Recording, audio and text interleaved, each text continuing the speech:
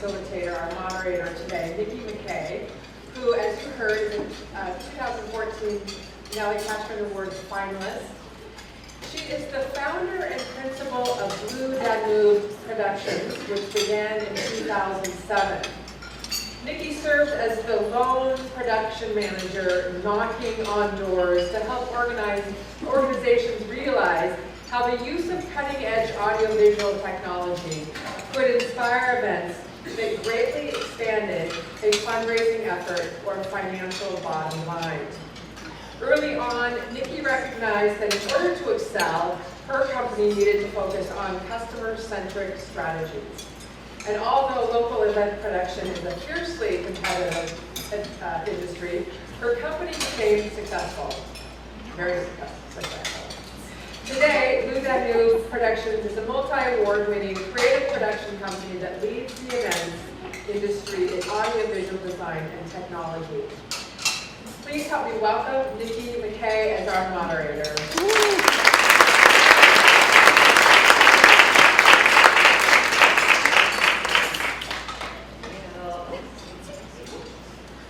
While I'm speaking, I would love for our panelists to come up and say something.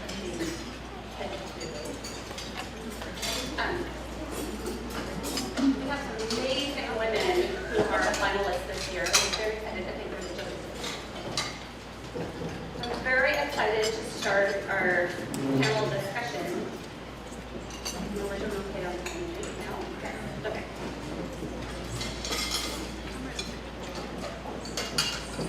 One of the things that I wanted us to do this year is first I want to start by introducing the judges, who are an amazing group of people who have taken their time to really go through all the applications and to really understand who each of them are and to take the time to pick the best person suited for the Nellie Cashman. It's really an amazing process. And I know I was grateful for all the time that the judges took the year last year when I became it. So, if I could at least get, the salute nod or a stand up as I call your names, that'd be great. We have Raymond Bear from Wells Fargo, Sylvia Peterson, myself from Consulting, Kim Wesselman from Windermere, Mike Fleming from Ryan Quantum, and Jill Blankenship from Frontline Call Center, who's not here today, but she was our Nellie Cashman winner last year.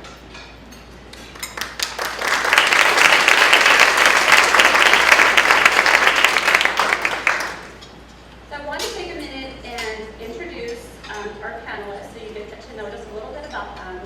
And then I will kind of explain what the format that I would like to take for our panel discussion today. And then we'll proceed to the questions. And I'm going to set a little timer so that I know how long to keep it. Because that's how I work. Okay. So first we have Lisa Mayer, right there, president of CRG Events, which was formerly Columbia Resource Group. CRG is a full-service event management company, including event management and attendee registration and housing for clients like Microsoft, Nike, and the Seahawks.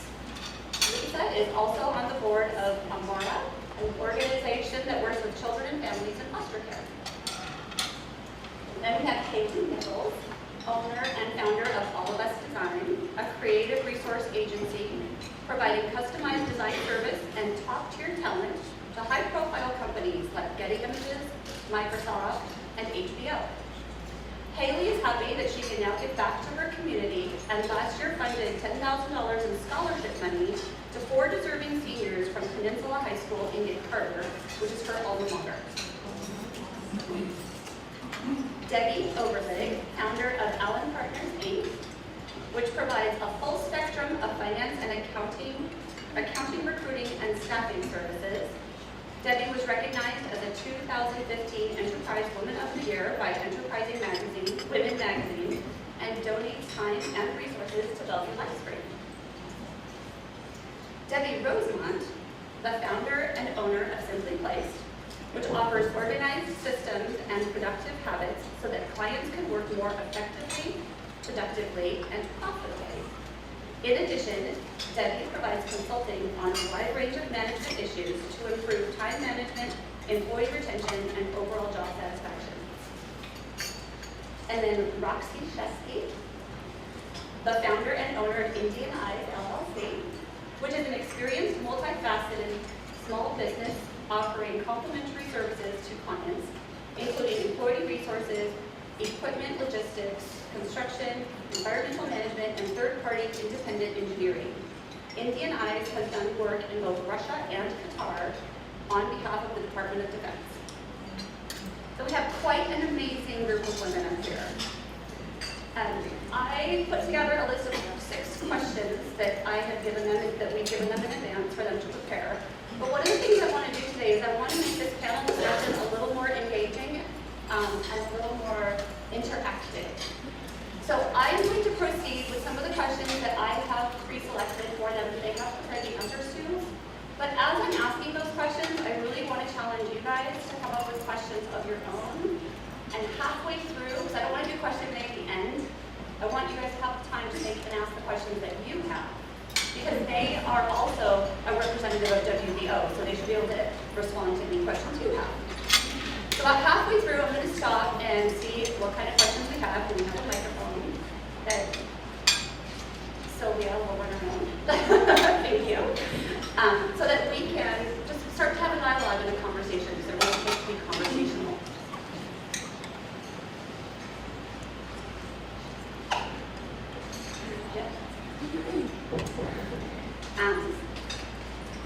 So what I'd love to do, just for the first question anyway, is to start with Lisa, just kind of work our way down naturally. Keeping your answers to about a minute or so would be great. So we're going to start with, why did you decide to build a business in your industry? And so if you could also take a minute to kind of talk not only about that, but kind of what you do and explain the industry. Okay, is it on? Can you hear me? Yes, great. So I'm not sure decide is the right word. I started working for Columbia Resource Group 28 years ago, and events, so we're in the event business, and events weren't really an industry. It was mostly executive admins, planning, company Christmas parties, but events grew, and so at some point, and that point was in the year 2000, I bought the business from the founder. And so that's when I sort of think about, it was really 15 years ago that I decided to continue to stay in this industry and grow this business. And as my father would say, a rising tide floats all boats.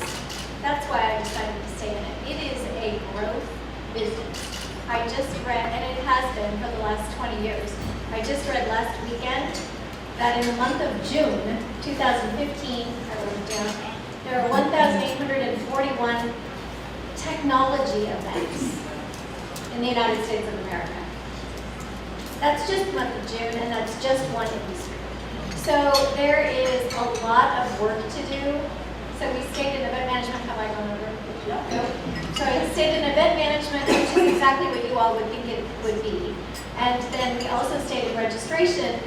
And registration is maybe a little less intuitive in terms of getting people registered, making badges. As I told my people mates, we did an event for Microsoft in May, Microsoft Ignite in Chicago, 22,000 people. We were just in charge of registration and housing. We had 72 hotels, and I don't know how many thousands of roommates, but it is a big undertaking, and nobody wants to do registration. Yvonne can probably tell you, registration is hard. And so it's been a great business to be in for that very reason. If you can find those businesses that really nobody wants to do, it's a winner.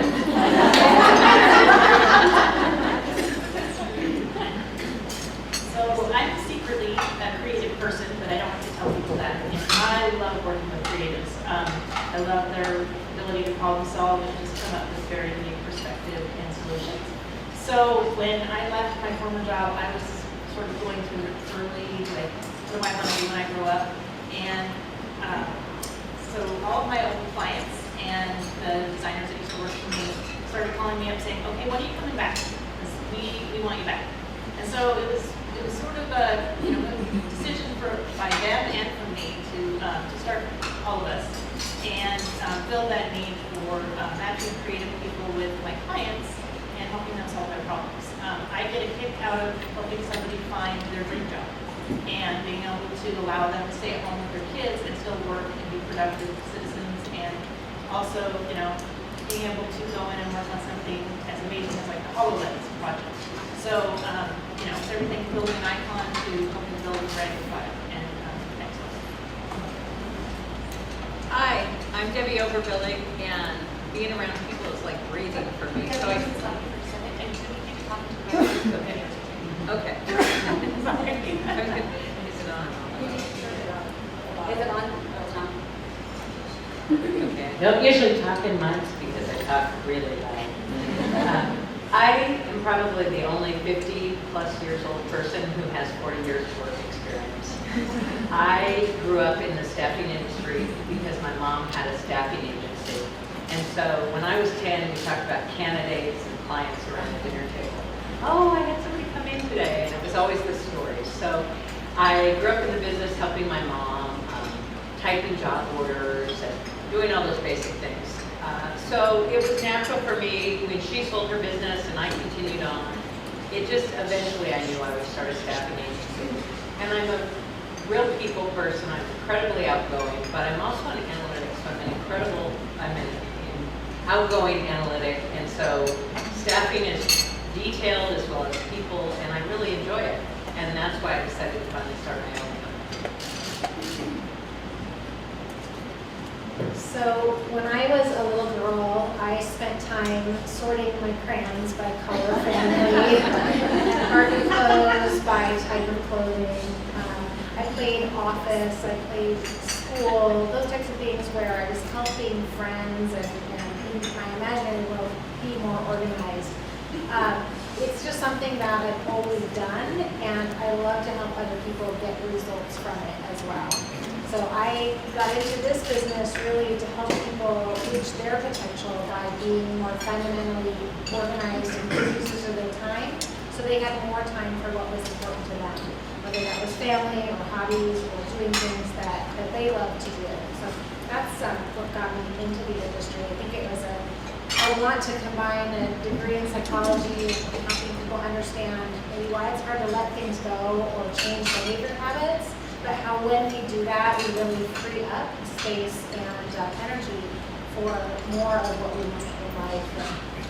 So the results are great for the employers that hire us because they get better customer service out of their employees, better retention. It's expensive to hire and train people, so we want to keep our best. And it's just been a real win-win. So that's how I got it. I am traditional, so I'm going to start out traditional. Toshina Washington. Many thanks. I am Lakota from the Rosebud Sioux tribe in South Dakota. My Indian name is Kershaw's, our beautiful woman that comes from my own, which is Lakota, the grandma. Wow. 1 minute. That's my first question. First, before getting into the industry, I'd like to talk about what it means to be an entrepreneur. An entrepreneur is many different versions. Either you follow through your family because it's already in place, you educate yourself, which is very important regardless of what kind of entrepreneur you are, or it's just in you. You were kind of born that way. My family calls it a sickness. You're that person that at 2 a.m. when you're on vacation, you're taking that phone call into the bathroom, and my husband says, at least you can turn the shower on to be a little bit more convincing. But that's the kind of entrepreneur that I am in. My goal in being who I am is to be a legacy, to make a difference for many people out there. And if I can change one life, I have been the successful entrepreneur that I wish everyone out there will seek out to be. Why the industry that I have chosen to be in? Because it's what I educated myself in, it's what I do very well. Facility Support Services is my company, and we primarily focus on the government contracting arena, not because we rely on socioeconomic credentials and check boxes, but because we have the ability to self-perform. I'm educated, and so is my team. In fact, we've won most of our competitive contracts on full and open opportunities. And that's why I've chosen the industry that I have. One of the fellow women mentioned earlier that there was a disconnect in what she found that she did well. Well, in the government arena, I found that disconnect as well. That a lot of large companies, sometimes there is power in numbers, sometimes there's not.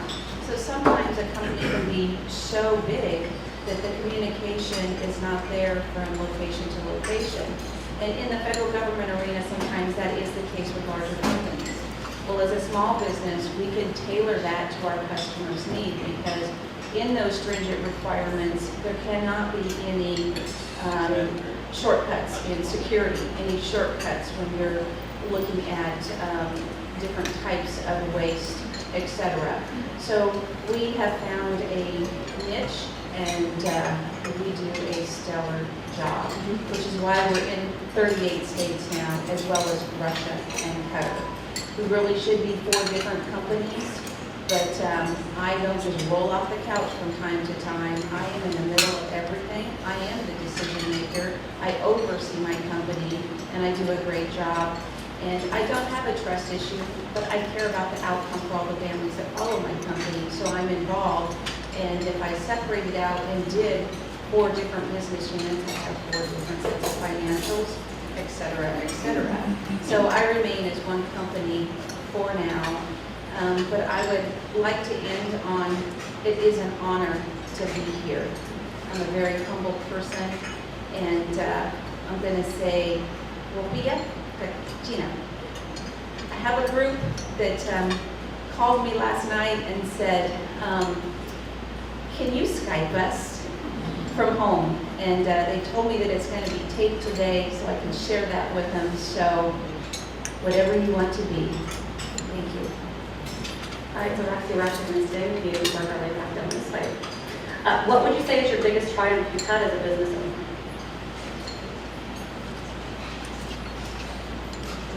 That was a hard one for me, because I've had a lot of emotional setbacks, from this. I lost a brother from a hate crime growing up, but I'm not a hater. To me, there's 2 types of people in the world, good and bad. Therefore, I love all people. But for me, because of growing up in a very poor environment and with many challenges that surrounded the community that I was in, I was on my own. I was on an island. So to do everything on my own and to have my own company, I knew I had to have strengths to show my customers I was not a risk. So to acquire a impressive line of credit and have all those special insurances and bonding and a well-written business plan and to be able to follow all those things and keep it. When I accomplished all of that 100% on my own with 2 degrees, that was a triumph. For me, I consider it being a triumph, kind of staying on the cutting edge of my industry. It's really the professional organizer, productivity consultant. When I started my business, was something people hadn't heard of. They'd say, "We do what? We organize events? We don't organize events." My business name, Simply Place. Well, do you place employees? No, we don't do that. There's other group of people that do that. So it was overcoming the fact that nobody knew what we did, and being on the cutting edge to me meant starting a chapter of the National Association of Professional Organizers here in Seattle. One didn't exist at the time, so that was important to me, to be surrounded by other colleagues in my industry and make sure we were advancing ourselves. And then also pursuing the Certified Professional Organizer designation back in 2007. That was brand new then. And I was in the inaugural class to receive that designation, which involved a number of hours of work and study and passing an exam. So those are triumphs for me, but none of them less important than building this business while raising 2 then young kids. They're 14 and 18 now. And that's been the most important thing to me, is kind of harmonizing work and family, and being able to show them that a woman can have a business and have a family and be there for her family while also creating opportunity for employees as well as serving clients to help them have that same harmony in their life. Hi. I think the biggest triumph for me, my company's about 15 years old, and about halfway through the life of the company, we had the great downturn of 2008, 2009. And when you're in staffing, that's a big concern. We're a forward indicator as to how the economy's going, because if people aren't hiring, you know that the economy's bad. And so that happened to us. 2008, it started going down. 2009, it got worse. At the same time, my mom got Alzheimer's. And I was really the person that was the primary person to take care of her. My dad had passed away 10 years earlier.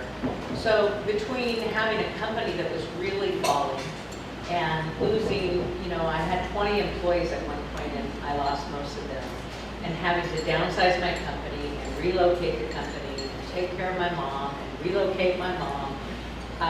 It's a really big triumph for me to be here today. I'm so appreciative to be here, to be recognized. I really learned a hard lesson about bottom line being more important than top line. I think that's an important thing to know. And it's improved my business expertise, although I wouldn't recommend that as a way to learn it. And I think I've told people before that my business dropped over 65%. And I'm just really proud that I was able to do that. Thank you. It's funny you should mention 2009. That's when I started my company, which everyone said, "Are you nuts?" Because I quit a very nice, cushy job. But for me, last year we were voted number 7 in mid-sized companies in Seattle magazine, best companies to work for.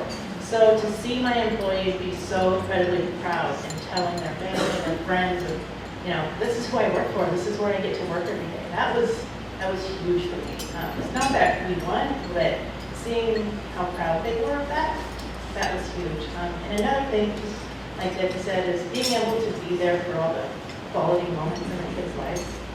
And I really stress that with my employees to make sure that they are part and connected to their families. So that's huge for me, is to be able to provide it for them. Thank you. Okay, you're going to sense a theme. Must be a women business owner thing. So, tribes are just loud. Yeah. So, building a culture is the most important part of this business to me, and enabling my employees to go to their kids' soccer games, or volunteer in the classroom, figuring out how to make that work, being able to be with my own kids when they got off the school bus, all of that was so important. So figuring out how to make that work has been a triumph. It's a hard question. There's a lot of them. But I narrowed it down to 2, and one is also Seattle Magazine. So in 2011, we were listed as the #1 small business to work for in Seattle, and in 2013, I think we were #4. But the triumph, well, that is wonderful. The triumph was really in 2011. I had no idea that it was happening until my employees came to me and said, okay, we have applied for this and we really didn't want to tell you, but it turns out the way this happens is employees vote. So you are an employee, so you have to vote. So that's how I found out that we were even doing it. And then the magazine called someone else in the company to tell them where we had landed. And so the employees got together and had a staff meeting at this big reveal. And I was very emotional, just like right now, but that was a huge validation of the culture that we were building. And now I really think my work with Amara, I took on president of the board of Amara in January, and it's a 2-year term. And as Nikki said, we work with foster children and their families to get foster children into forever families. And I think that is going to end up being the most meaningful, fulfilling, rewarding work that I will have done in this 35-year career. And I'm surprised at that, but the ability for corporations to make a positive impact on the most needy in our community, I think it's unbelievably powerful. And so to be part of that in Seattle, this cool, amazing city, and taking care of our children, it's very rewarding and a big triumph. I love the fact that all of these women have talked about how there's a value to them is their commitment to the next generation, to our children, to being there for them, which I think is so crucial. So, so Lisa, back to you. And this is my last question before I'm opening it up to you guys, okay? If you could give a piece of advice to your 22-year-old self, what would it be? My 22-year-old self was so young. I would say 3 things. The first is to trust your instincts. You spend maybe not all of you, I spent so much time trying to find the right person who had the right answers. And it turns out I had the right answers for me. So trust your instincts. 2, create, develop, and love your team. Whatever that team is, whoever is going to be on your team. There's a lot of really cool stuff to do, and it's really hard to do it just by your own self. So really develop that team. And then the last thing I would say is to enjoy the ride. It is so much fun. And back in the day, it was so scary, and every setback was so huge, and really it's all going to work out. And so just to remember that it's all going to work out and have fun. So when I was 22, most people say I acted like I was 50 back then. I grew up really fast. But I would say embrace being an entrepreneur. I actually thought that was a dirty word until about 6 months ago. My dad used to call himself that, and he was more of a con artist. So I always thought that's it. So I picked up a book in the airport, and I started reading it, and I actually started crying because I'm like, this is me. And I was like, I finally had a label for myself, and I embraced it. And if I had done that 20 years ago, I can't imagine where I'd be. Wow, I knew this question was coming, and I could be here a long time if I gave myself a lot of advice.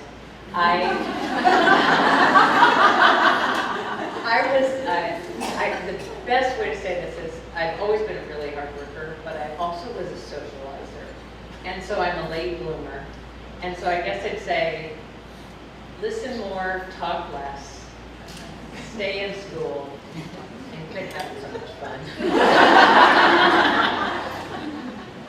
When I was 22, I worked for Bank of America and in human resources and kind of on a fast management track. I worked a lot of hours, and I feel like I did miss out on some of the fun because I was so focused on work achieving. And so I think I would tell my 22-year-old self, especially having a daughter that just graduated high school last week, that time goes by really fast. So sometimes it's not all about the work, and I think this is where, for me, the passion comes behind the work I do with clients. We need to find ways to work smarter, not harder, but work smarter so that we have time to enjoy every bit along the way, because time goes by really fast. Well, for me at 22, I actually was very driven, very focused, because at a very young age I was very determined to be that legacy. But if I could have looked forward at 22, I would have said, don't answer the phone at 2 a.m. I also would have been more prepared and started retirement a lot earlier, because unfortunately retirement is altogether different for us now, and I wish I would have been more focused in understanding of how important it is to start early to be prepared for that, because unfortunately that C word has no discrimination on age. So that's what advice I would have given myself. All right, so I would love to open it up for anyone to ask a question. I think Arden's got one back there. And you can ask the question of one person in particular or the entire group. This is for anyone who it applies to. I'd love to know if you have a business support team, as in like a business coach, mastermind, something like along those lines. I can start. Yes. I think one lesson that I've learned is that being an entrepreneur is very exciting and also very challenging, and so not to try to do it alone. So I have business coaches. I'm in a mastermind group. We outsource all kinds of things that I know I'm not any good at and wouldn't be a good use of my time. So all of our accounting support and IT support, and I think just surrounding yourself with people that are smarter than you, that can kind of round out your skill set, is really important for an entrepreneur, really anyone in business. And I second that. And surrounding yourself with great organizations like this one here. And I'm not saying that to be impressive to anyone. I've belonged to quite a few organizations over the years, but most of the organizations I belong to, it's everyone has that competitive hat on, and they kind of stiff arm you and look down at your name tag, and they're too worried about sharing. But I have to say, this organization is a group of healthy, mature individuals. It's been amazing how everyone is anxious to share and assist one another, and there's power in numbers, and that's how you increase growth, is through resources and helping one another. But along with that is kind of what Debbie said, is my team, they believe that they own Indian Eyes, and I love that. That's the way it should be, and that's why they are so loyal to me, and all of these awards and recognitions is really my team's. So I engage with them and have meetings, and I turn to them for advice. Does anybody else? Oh, we have another question? Okay. Great, to keep the energy going, I'll just direct this to two of you, Lisa and Debbie R. What is a short example, just a specific example of how you personally impacted major change? So how to make big real decisions on changing your business because the industry has changed. Well, what's an example when you said we're going to turn hard right or left? Big girl decisions are so hard. I really often say growth sucks. That's how you know you're growing, because it's really terrible. Yeah, so that's what I think about when you say big girl decisions. So the most recent was probably 2008, which was the best year we've ever had, still to this day. And then 2009. Debbie's a leading indicator. We are a lagging indicator for the economy, because people book their events, and if you cancel, then you incur all these charges. So we are a lagging indicator. So 2009 came in February. In a 2-week period, I think we had 40% of our business cancel in 2 weeks. One of those weeks I was on vacation in Hawaii, so 2 a.m. calls, oh yeah. So figuring out in a culture where when I tell you that people love each other, people love each other. And they stay friends forever as they move on to new careers, or they stay. Our favorite employees are boomerang employees, people who leave and then come back. We love boomerang employees. And in 2009, Carrie Nellie, who's here today, and the rest of our exec team sat around a table and had to decide. First, we cut our own salaries, then we cut our own salaries again, then we cut everybody's salary, and then the choice was pretty simple. We either keep employing everyone, which we really desperately wanted to do, and have the organization fail, or we right-sized, the vernacular for lay people off. And that was two parts of that were hard. One, making the decision to lay people off, and then two, not making the decision about who. And all of you know how we're all control freaks or we wouldn't be here. And so when the department heads came with their list of people who were going to be laid off, I didn't always agree. And I can remember one person in particular I vehemently disagreed with, but I just zipped it. And the person who made that decision was right and made the best possible decisions. And the best news is that within a month, every single one of those people we laid off was gainfully employed, which was great, even in 2009. And the business has come back in a lovely way, although 2008 continues to be the best year ever. So that was my last big girl decision. So I think we can make big decisions in business that have an impact, but I also think we can make small changes that have big impact. And I think we've done that along the way. So with each hire, I think about who do I really need? Again, what skill set do I need to round out what we already have? With the marketing that we do, who are we trying to attract? And course correct along the way to really get to who we work best with. So I think the big decisions, they happen sometimes and they can cause a lot of stress, but sometimes it's just the continuous improvement and the small decisions along the way. And the same happens with the work we do with clients. We can teach someone one small thing that they can do to process their email more effectively, and we hear, wow, that was life-changing. So small things can make a big difference as well. Well, I think you will agree we have an amazing group of women for this year's Nellie Cashman, correct?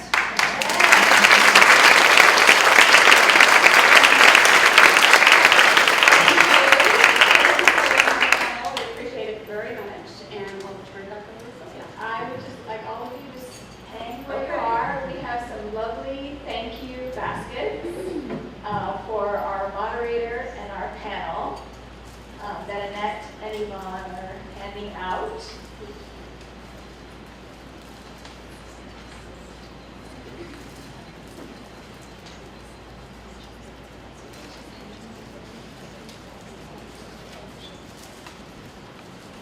Thank you so much.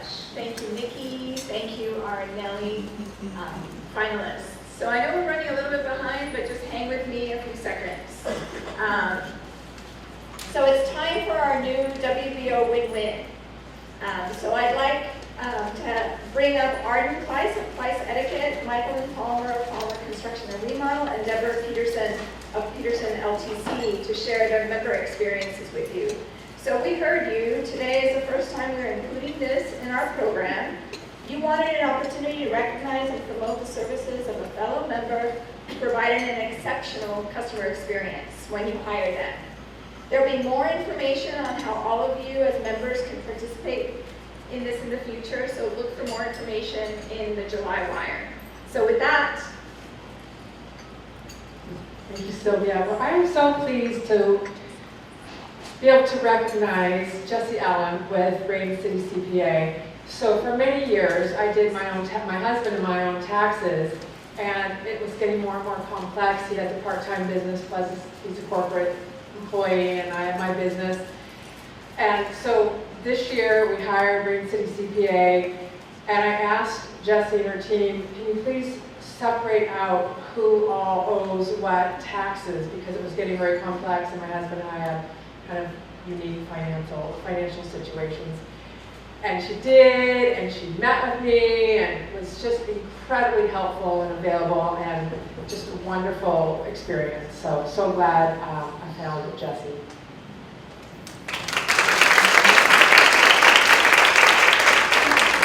Really quick, we used Jessie too, and we love her.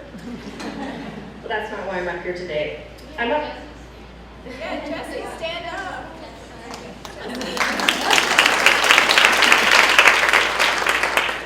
So last week, after thinking about it for months, I met with Annette Bond with Definitive Style. Before going shopping, before going through your closet, Annette sits down with you and genuinely gets to know you, your style, or your potential style, your thoughts, and what you want to take away from this experience. She really makes you feel comfortable and excited to create an image that is congruent with the message you want to convey to the world in all your various roles in life. I was not expecting to feel so comfortable beginning this process. I highly recommend meeting with Annette with a definitive style. She does make it effortless, classy, and confident.